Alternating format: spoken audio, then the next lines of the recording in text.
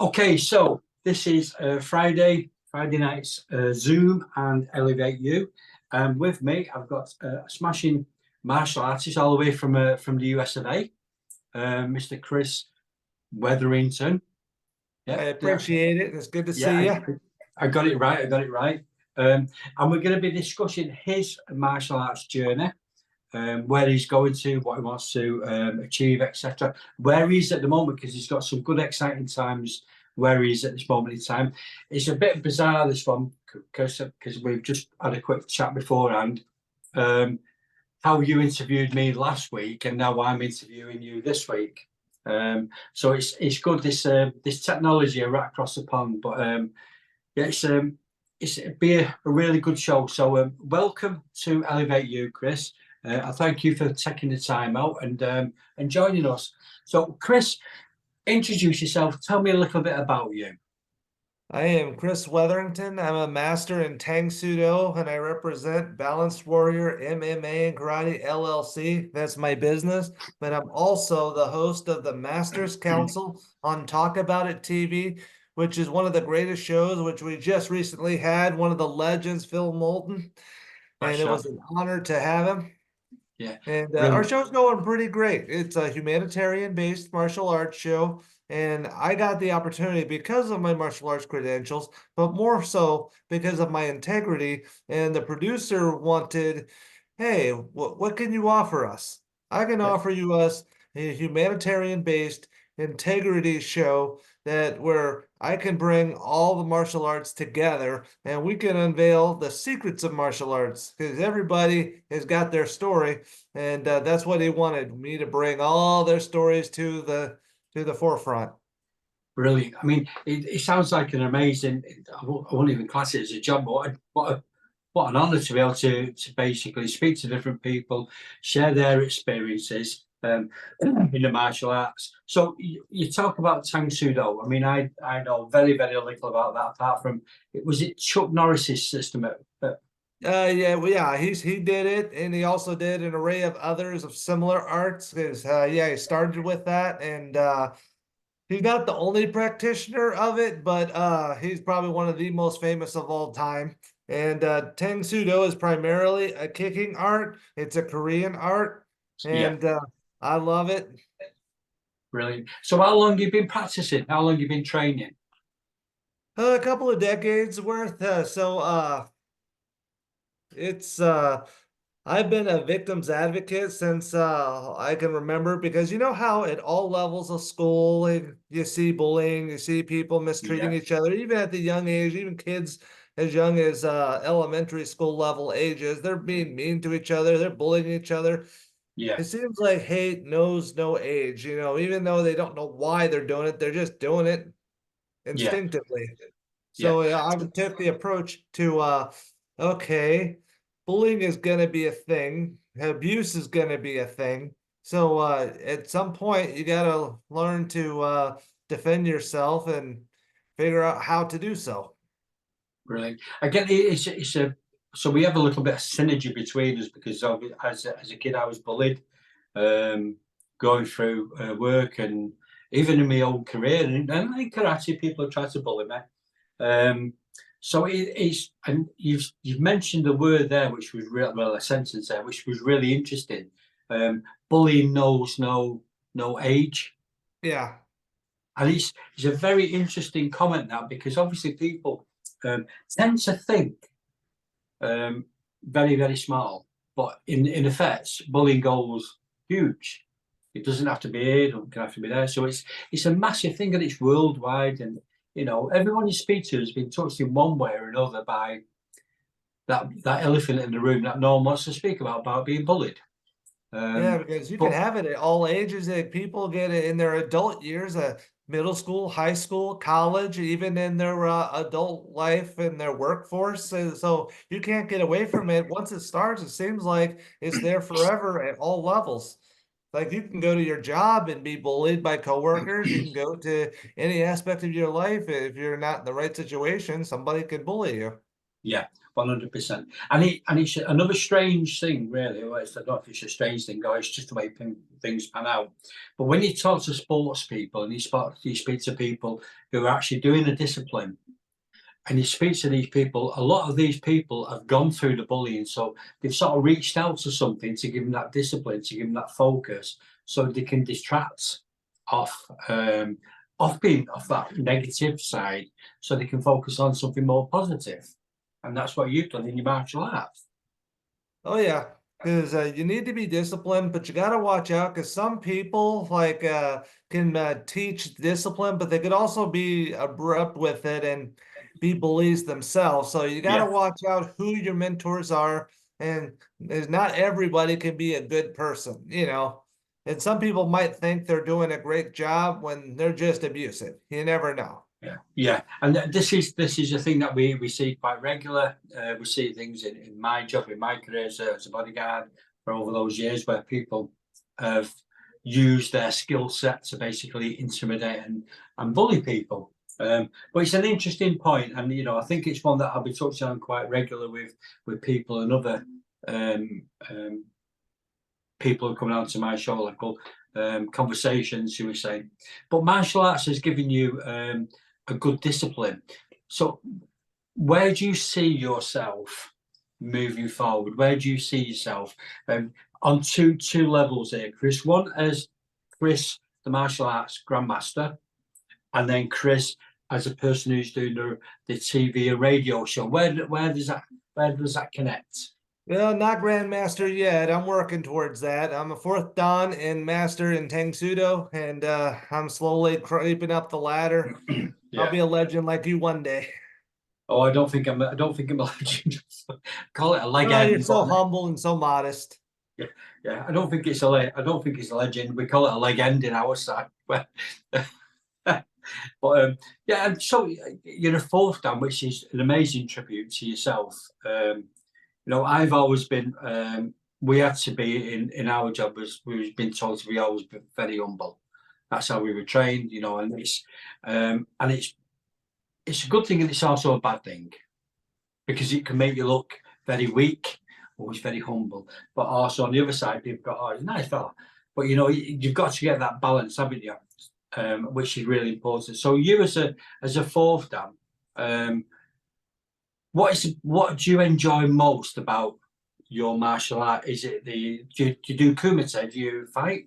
First off, I enjoy the camaraderie because I did not get to where I'm at by myself. I've had the best mentors in the world, and I've also, through my life experiences, have been able to encounter people like you through this journey.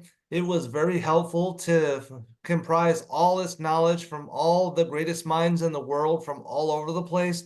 That's Yeah, what the most interesting part of it is, and that's what I love most, because I've had the opportunity to meet you, and it is been such a blessing.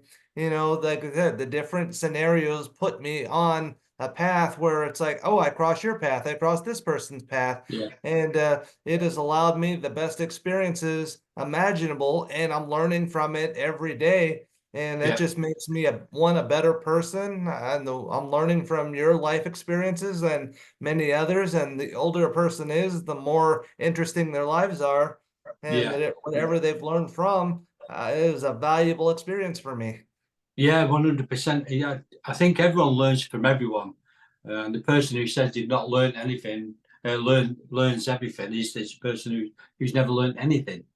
So we all learn from these things. So with your martial arts, where do you want to go? Do you want to push down the martial arts side or would you like to do what you're doing now on the TV and radio Yeah, shows? what I'm doing now with the TV, I was always the Tang Pseudo Tiger as a nickname, but I think my new nickname is the Flashlight. So what I want to do is bring martial arts to the forefront. All the guests I've had, what Yeah, I'm doing is shining a light on the quality of martial arts, the benefits of martial arts, and the legends of the martial arts world. I know yeah. you don't think you're a legend, but you truly are, and you're a very humble man. And it was an honor to have you for your episode and as many other episodes that I filmed thus far.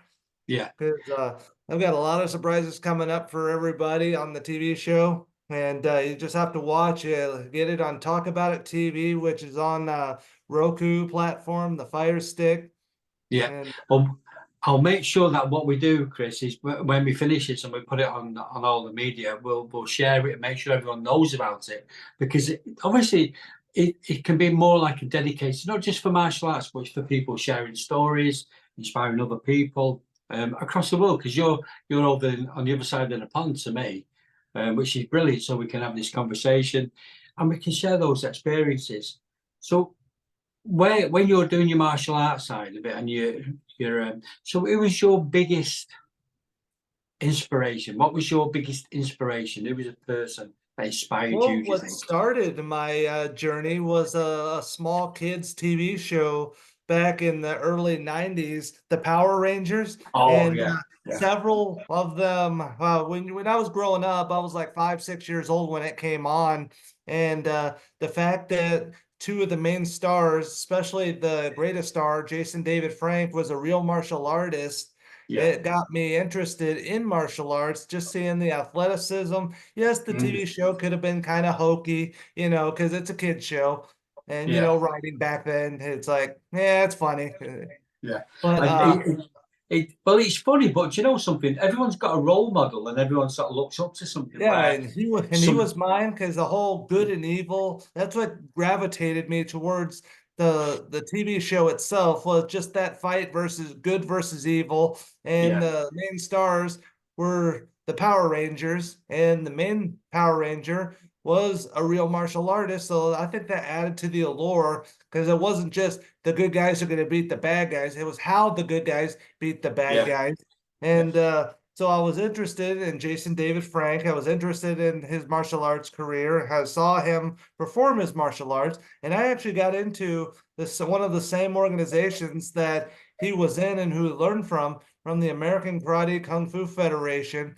Chris Casamassa and Louis Casamassa are the spearheads of that organization, and they were yeah. actually taught him. And just researching martial arts, here's an organization. I looked into it and became a member of, and then I learned from those mentors as well. And it Brilliant, has changed my brilliant. life, and I've been serving them for most of my martial arts journey. Yeah. So it's really interesting, and at the end of the day, we all talk about different people. Mine was Bruce Lee.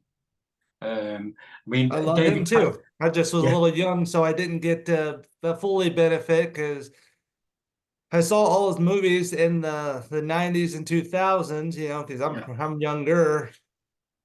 yeah. Well, there was It's a shame that he another one. passed away so young. Well, it was. Did you ever see David Carradine?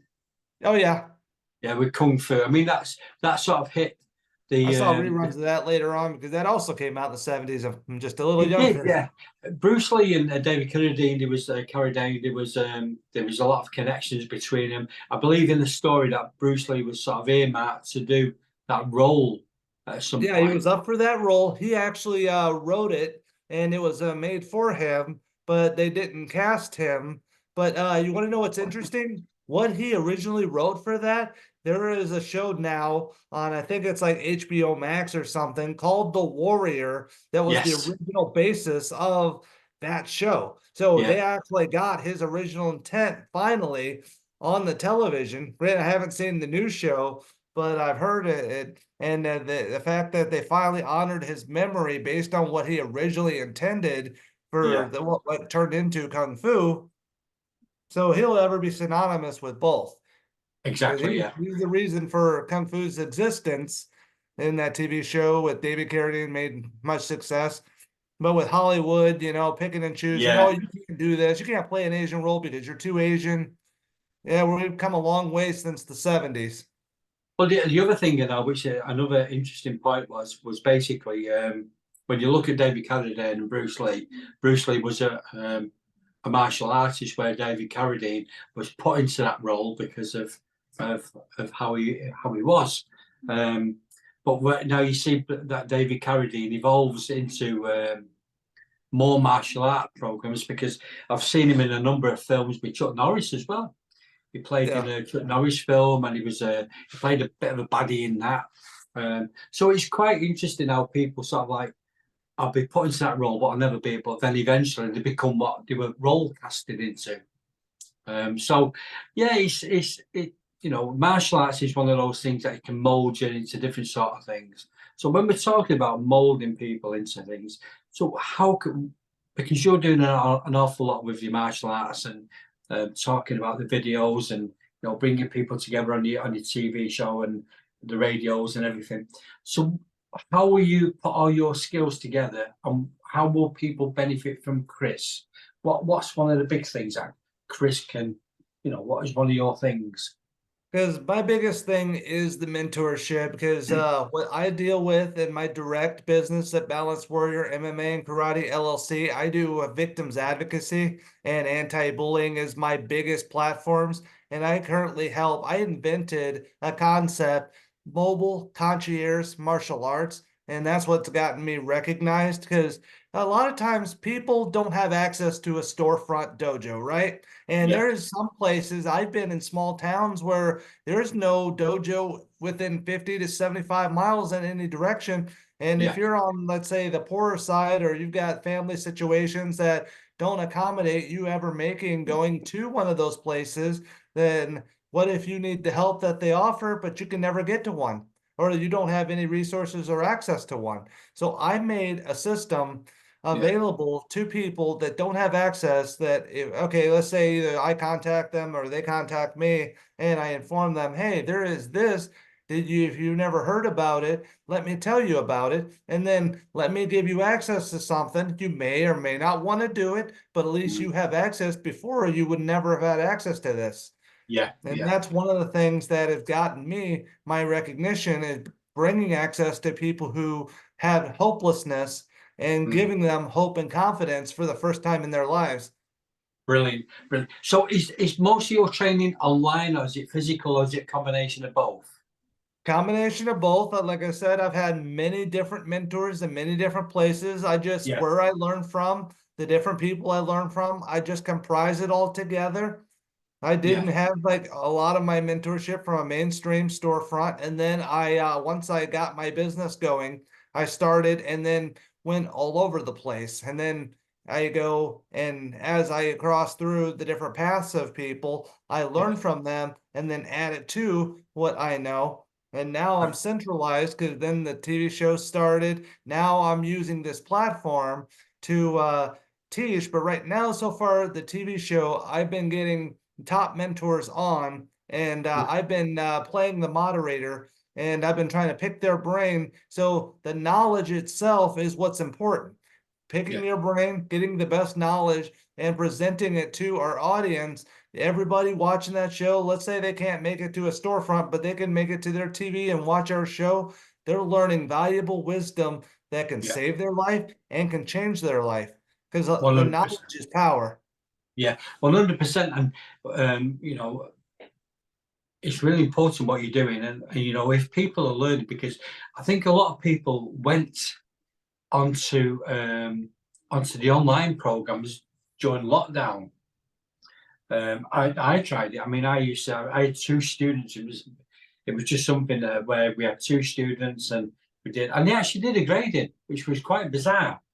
So they did all the kata and everything else, and so I think the COVID and the lockdown and everything over in around the world has opened so many different things to different people. So people have gone, hey, do you know something? I can do that. Because, like you said, and that was a really valuable comment there, where people sometimes have got a family situation where they can't go for whatever reason. So when you're giving them that access to either train, because mental state is really important as well.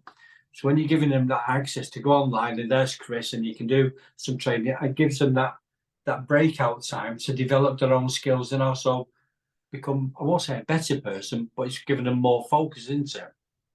Because yeah, the pandemic, the shutdown, showed martial artists. Because all I've ever heard, long before the pandemic ever started, you have to learn in person. You can't do online courses. You can't do it from a book. You can't do it from these distant resources. But as soon as the lockdown happened and the martial artists invested in, oh, let me try this. Oh, this works better than I thought. You can learn from this. So Yeah. I've noticed martial artists, the top people, change their tune when they realize that these resources do work. Because they said for decades, you can't benefit like that. And now they're saying you can. Yeah. He's, he's, and we go back to what we said before about people who say they know everything. So the person who says they know everything really doesn't know a great deal. I mean, the martial artists I'm a traditional karateka. So for me, doing online training was a complete different world for me. So we got a little pop-up gazebo outside, and we did the lessons and everything. And you come out, you're thinking, because you're used to having that fighting, that contact and everything else. But it's not just about that, is it? Really, Chris? It's about sharing your knowledge and seeing people become, I hate using the word empowered, but you've got to And that's use the it. key to it all, because these medias allow you to share information, and that's all martial arts ever was. They say it's 90% mental, 10% physical. So Yeah. that's the reason why sharing information is working so well. Yes, martial arts has the physical side, but Yeah. mental plays more a part in it than the physical, because you can go to a gym and be fit in a matter of weeks, but doesn't necessarily mean that you have a life-changing experience. You could do martial arts for 6 months and be completely changed from inside out with the right Yeah. mentors and the right knowledge. Yeah, 100%. Now, where do you see yourself? Here's a question for you that I ask everyone. Where do you see Chris in 5 years? Just continue and do what I'm doing now. Spread the goodwill that martial arts offers and bringing it to as many of the masses as humanly possible. The Yeah. platform that I've been giving the spotlight, I want to share it with all the great martial artists of the world. I want to bring them all together. I want to Yeah. help them all. And I want the world to know that there is all these great people that have all these great skills, but not just these physical skills, but all this great wisdom that they can learn from. And when I put the people that have all this wisdom to the forefront and give the world your access, that's what it says about my TV show and what I stand for as a person. Because integrity is the key component for me, and just helping others and serving others. I just want to be a servant, and I just want to properly do things. Brilliant. Well, And congratulations. interesting enough, I'm actually being awarded the Elite Modern Warrior Award from Alan Goldberg's The Action Magazine Oh, Martial Arts Hall of yeah. Honors. And Yeah. it's actually being in Atlantic City, New Jersey, and it's going on right now over the next few days. I know Cindy Rothrock's there, Samuel Kwok's there, and among other many legends. And me being awarded at an event that they are at and they're serving in the martial arts capacity is true humbling honor. And then there's Mm. also a book from Elite Publishings for all inductees at that event, and then all past inductees. And it's going to be sold on Amazon and everywhere books are sold. And it's memoriam on the cover. You got Grandmaster Pasquale that recently passed. They're honoring his Yeah. memory. Yeah. And Yeah. I'm also on the cover down there at the bottom, and there's like 6 or 7 people in the bottom in like little squares, and I'm like number 4. So I'm on the cover of a potential international best-selling book. Well done. You see, and people say, well, you made the point there saying I was on the bottom, but on the bottom is the foundation. Because if you don't have a strong foundation, you can't build on it. And that's kind of what they're going with. And I'm actually in several others, the who's who in martial arts. I've got that one. I think I'm in that one, Emma. Is Yeah. that the one? Yeah, that was the one from last year. Yes, from Yeah. 2023, me and my wife were inducted, and Yeah.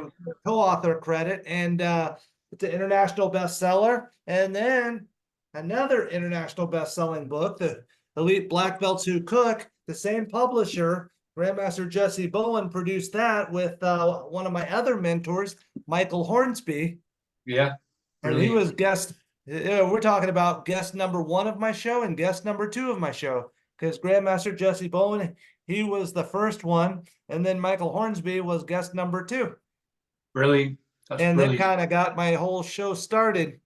Yeah. So we started off with a bang, and our ratings for it were in the hundreds of thousands right off the bat. So our show took off running very quickly. They weren't expecting that to be like, oh my gosh, it's so revolutionary. Somebody did this, and now it's like everybody's so interested. You would think something brand new wouldn't be so interesting, but apparently everybody just loved it, and I'm just keeping going with that model. Because I Well, that's what really you can do do. like physical teaching. That was the original intent, was the physical teaching of the martial arts. But seeing all the legends that have come on, and me mediating and getting all that valuable knowledge out of them, people just loved that idea. They're like, oh, I can learn from them. I want to hear this conversation. What can they Yeah. teach me Yeah. on a psychological level, Yeah. and not just the physical? Yeah, 100%. So, I mean, you just mentioned there a martial arts convention with Cynthia and Samuel Kwok. I mean, I met them both last year. I was there last year to look. Well, And actually, I there's just looked a at. couple of them. There's over 1,000+ people there of the top martial artists. Jesse Bowen was there. He was doing a Yeah, video promoting the new book yeah, as they're releasing it. And this is the book launch for yeah, Mr. Pasquale, the memoriam book mm, of all the inductees at this event that we're talking about. yeah, And yeah, they're producing that because every year they have this event, which is known as the Oscars of Martial Arts. yeah, To be awarded is such a humbling honor, and having all the greatest mentors of the martial arts world all in one place. I'm yeah, just I had a working scheduling conflict, and I wasn't able to attend. But as this show takes off, as the opportunities progress, and if people support my cause, I yeah, can change my work schedule to where I can accommodate going to these events, bringing my skills to where everyone's at, and share in the knowledge, and then also present myself amongst my colleagues. Because for the longest time, I was working my way up the ladder, didn't have been known as all these legends. To be known as their colleague and as an equal is yeah, such a humbling feat that yeah, I never yeah, thought I'd get there. But with when you go and you have lack of opportunity and you don't have any mentorship at the time, and yeah, then you kind of think, oh, where am I ever going to get from here? Because you always need that help to get to the next level. And when you don't have it, the confidence kind of goes down a little bit. mm, But I stayed strong in my belief system, and I just kept going forward, and I just kept having that hope and confidence. And then as soon as I've had different people cross my paths, I learned more and I progressed. And then also that puts me on a whirlwind to go other places and then find other people. And well, it's you have to what I call dig deep. You have to dig deep and find out, because at the end of the day, if you want something hard enough, you'll find it. You'll find oh the yeah, resources. You'll find, because if you put it out there and you put the barrier out there that it'll never happen, it won't happen. So you're not basically saying, how do we get there? It's going to happen if you put it out there that you're going to go there. You just got to put it out there and have the confidence to say, I'm going to get there, and it will be. And who would have thought a couple of weeks ago, me and you have never met or never spoken properly. We're now having a conversation. We both shared life experiences, and that's another. It's another building block to something else. Because everyone who watches things or listens to things are always learning and developing. So it's what we're doing tonight is sharing and developing skills. That's all we're doing. Even Is that's a that is conversation. getting to know you, having we've been friends on Facebook for a few years now, but getting to know you and share life experiences like through the episode, you getting to know the personal side of me, and I'm getting to know the personal side of you. I see it as a very humbling honor that I will take with me forever because I've enjoyed it so much. So, and like I said, I want to build on that, and I want to do Yeah, that with everybody, and I'm my new nickname. I'm the flashlight. Yeah, I gave myself that nickname, but I know it's not a tough martial arts animal, but Who I'm doing the cares? greatest thing you can do for martial arts. I'm shining a light on the integrity and the humanitarianism of the martial arts world, and I'm bringing knowledge to the forefront. That's what I'm Yeah, doing in a philosophical sense. And brilliant. the knowledge is within the manifestation of every martial artist. Yeah. So, I mean, everything you're saying is so relevant to what you're doing on your journey and everything else. So you're constantly evolving and developing yourself and your skill set and your mindset and everything. Um, so when you're taking things, and we talked very briefly about the differences, or is there a difference between the martial arts conventions in the US based on the martial arts based in the UK? I mean, I'm quite a newbie to these martial arts conventions. I've never been to one until about 2 years ago. And somebody invited me, and that's where I met. I mean, I've known Bob Sykes for a long time by his reputation in the magazines, but we've never really met. But everyone else, it's a bit of a strange one, really. So, what do you think are the main differences between what you can see in the US and what happens here in the UK? Well, actually, I've been in the same boat you were. I've been inducted into 15 of them so far. Several of them are upcoming in 2024, but I've only ever got to attend one due to work schedule conflicts and the Yeah, traveling conflicts. So yeah, I've only attended one in my life, and that one changed my life. But I don't really think there's no difference because martial arts is a worldwide yeah, concept. All the martial artists from all over the world, and a lot of these events, these people from all over the world all convene in one spot. So you're bringing the entire world all together everywhere you go. So yeah, all these different people go to this event in England, go to this event in America, go to this event in Asia, wherever martial arts is, because yeah, martial arts is a concept, it's not a place. So yeah, the personal philosophies of the martial artist is just all shared everywhere you go. So yeah, you have different cultures, and that might change the events a little bit, who puts on the event, because of whatever their personal philosophies are. But still, the martial arts concept is the same. Integrity can be the same, and yeah, humanitarianism can be the same. And that's what we got to strive. It's a brotherhood, sisterhood, it's a family. So that's going to be the same no matter what country or what banner you're under. yeah, So it is a support system. It is like having a mother, a father, a brother, a sister. And that's what martial arts is. You got people of all ages, all levels, and some ahead of you, some below you, and where you fit into that family. 'Cause that's what martial arts is a family first and foremost. 100%. And it is a big thing where people share. It doesn't matter what style you do, because ego is one of the biggest things that hold a lot of people back, especially in the martial arts, where people say, "Well, I'm a black belt, 15th dan." There's no such thing. But I think there is apparently in ninjutsu, apparently. Um, But martial arts is one of the things that I do believe breaks down a lot of barriers. It breaks down a lot of barriers and it builds a lot of people up because of their ethos and the way they think and the way they believe. And having that goal um, and this leads me on to my last question for you, Chris. Um, Everyone's got a goal in life, whether it be one thing, but once you set one goal, you can't be satisfied with that. You've got to go on to the next goal, haven't you? That's the important thing.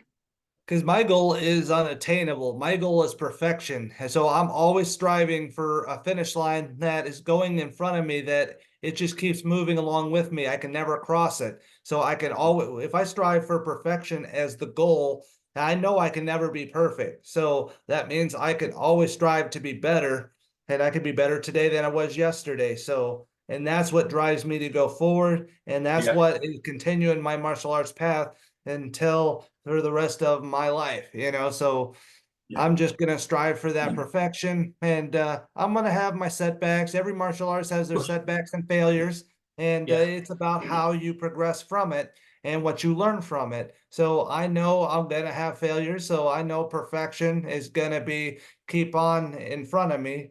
And I'm just going to keep on striving for that. Yeah, I don't think we should say the word. I mean, failure is a word where most people tend to think failed. I mean, if you put a failure out there, I listen to things with Stoicism. Don't know if you've ever heard of Stoicism. It's a Roman and Greek mythology, and it's basically a different understanding of philosophy, should we say? But failure is one of those things where if you say I failed, you've not really failed. You've just done a different deviation of what's happened. You know, if you go to a competition, one of my biggest things was years ago. If you go into a competition and you think I'm going to win, and that's your goal, that's your aim. I'm going to win that competition. And I've been there. You get to the semis, you get to the quarters, whatever it is, and you get to the finals, and you get knocked out in the final. You're thinking, "Well, I failed," and you've not failed because you've achieved more than most people who didn't get up that morning. So Yeah, I everything think that we people do, just, yeah, I think people just need to get the concept. It's okay, as we put it, failed. They might have failed at achieving the goal you set for yourself. Doesn't mean you didn't succeed in a lot of other aspects of it. So that's it's it. okay to say you failed in your overall goal because you learn more from failure than you do success. And that's my opinion. Some Yeah, people say that you can learn a lot from the successes as well. But yeah, if you learn from failing at whatever it is you're trying to achieve, you'll yeah, figure out, oh, I didn't do this right that time, so I'm going to change that up. But if you say you had 100% success, so what are you going to learn from that when yeah, everything you did worked? It's kind of hard to dissect that and yeah, say, oh, what do I need to do better if what I did was good enough? And a yeah, lot of people get stuck. Okay, if that was good enough, I'm going to stay right there and then tell somebody's better. And then yeah. if they beat them from that point, then they say, oh, I got to be better.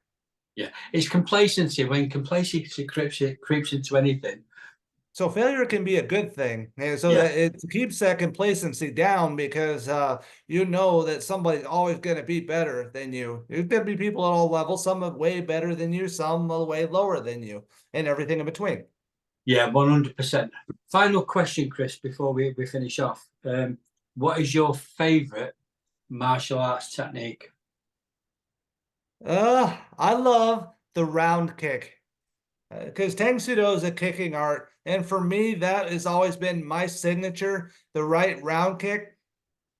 And I just it's graceful, it's fluid, it's quick and easy, and Yeah, that's just why I like it. You know, it was simple to me, and because everybody has their signature component or what is easy for them because there's a lot of techniques and this person might be great at this technique and then this person over there learned the exact same techniques but yet they like another technique instead, so it's like yeah, because I've been in a martial arts school where everybody learned all the techniques together, and then it's like every single person has a different favorite for a different reason. And I yeah, like the fact that it's so well versed where people can, okay, all these different sizes and shapes, all these different body types. Everybody does something different. It's not a martial arts is not a cookie cutter. And yeah, it's not, so if you go bake and you have one shape cookie cutter and your cookies are all the same, that's not how martial arts works. That's not how people work. That's not yeah, how they're built either. So you got somebody that's 6'10", 240 pounds, and then you got somebody that's 5 feet nothing, 98 pounds. You think those two are going to look exactly the same, doing the same style? No, no, they're not. no, And you can't teach 100%. them the same way. They're not going to have a different fighting philosophy. What if one is fluid and graceful, but not very strong, and the other one is super strong? They're going to fight different because they Of have course, yeah, different characteristics. yeah, of course, yeah. And like you said before, martial arts is one of those things where not every shoe fits the same foot. Yeah, but You know, so many teachers try to do the cookie cutter. Okay, I got this dojo. I've got all these students. I'm going to teach them all the same way. And then whatever they get out of it is whatever they get out of it. And a lot of times there's dojos where the instructor just doesn't care because it's about they get their money, and sometimes there is that. And I don't like that. And I don't like the cookie cutter concept because a lot of times they're just, okay, pay your money. I'm going to teach this cookie cutter, get out. yeah. Yeah. And that's And kind of hurt the martial arts. it has, and I think that we'll save that one for another event, because that's something where I particularly struggle with, because I'm a traditionalist, and you see so many martial artists, and they've gone that way because of the money. Which, if they want to build that way and that's their business, that's fine. And everyone's entitled to do what you're doing, but if you're going to be doing something, if you are going to be doing traditional karate, keep it traditional, with the traditional morals, traditional standards, even down to the dojo kun, where everyone knows the discipline, the focus, the etiquette, dojo etiquette. You couldn't really do a lot of that with some of these martial arts schools, but we'll hold that one on there. But Chris, I just want to thank you for your time. It's been amazing to listen to your own story and your endeavours and where you're going to be going next, and you're focusing. I think one of the biggest things that come across from yourself, Chris, is more than anything, there's so much passion and enthusiasm in your belief in what you're doing, which has got to be commended, because you see a lot of martial artists and they go, and it's nice to see somebody with that passion and that drive and that enthusiasm where people think, and they go for it. Yeah, because I got a big fire about me, and I could be very overzealous, and some people think I could come off as annoying at times. It's just because I'm so fiery. I'm just so passionate about it. Sometimes I can't stop blabbering about it, and it's like you can get on people's nerves after a while. Like that really excitable kid, and you're trying to do something, and they're just blabbering on and trying to get your attention. That's what I want to do for the martial arts. I want to be that blabbering kid, because I'm the next generation. All the great mentors of today, I am going to carry on their teachings to the next generation, and the young people that are growing up now, I will be teaching them when they're grown up. And Brilliant. one of these days, I'm going to be as old as my mentors, and I'm just going to be on carrying that information along, helping people every step of the way. So the people that are 2, 3, 4, 5 years old now, I'm going to be helping them when they're older. And I'm going to be sharing these teachings and preserving them, because how many great arts have been lost to the world because the knowledge was not taught? It was held secret. Because there was probably great styles that died out with the masters who had it. And the world never got to benefit from such a small circle. It wasn't preserved for everyone in the world. Yeah. And Well, I don't want that to happen. One thing I'll say to you, never lose your enthusiasm. I won't. And one of the things that you talked about coming to America, I want to nominate you for an event that I go to, the Universal Martial Arts Hall of Fame. I'm going to talk to the Grandmaster that runs it, Silvio Gara. He puts on the Universal Martial Arts Hall of Fame. And I think this year it's going to be in Las Vegas, Nevada, which the last few years it's been in Houston, Texas. And I want to have you nominated, and I'm pretty sure you'll overwhelmingly get approved. And then you have access to come to the States.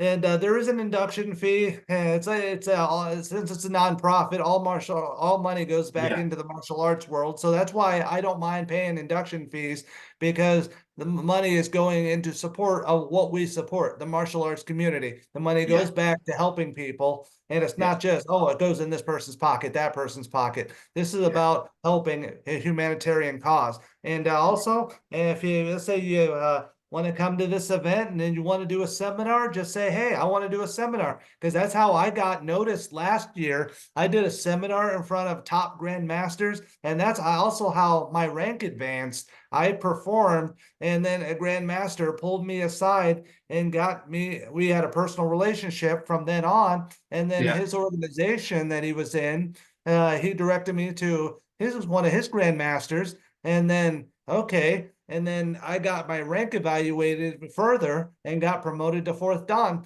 because I did one seminar in one place, one time. Brilliant. Whirlwind. It put me in a relationship where I met this person, that person, that person, that person.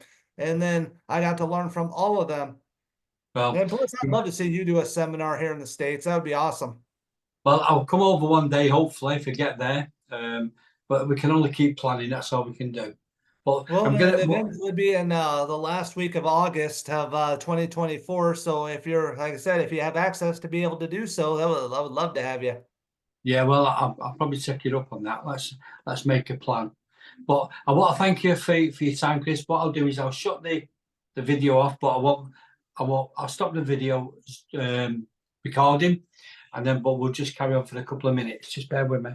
So, Chris, thank you so much for your time, and watch out for this on YouTube and everything else. But bless you. It is a true honor, and thank you for having me, and bless you, mentor. There you are. Stop recording. Stop.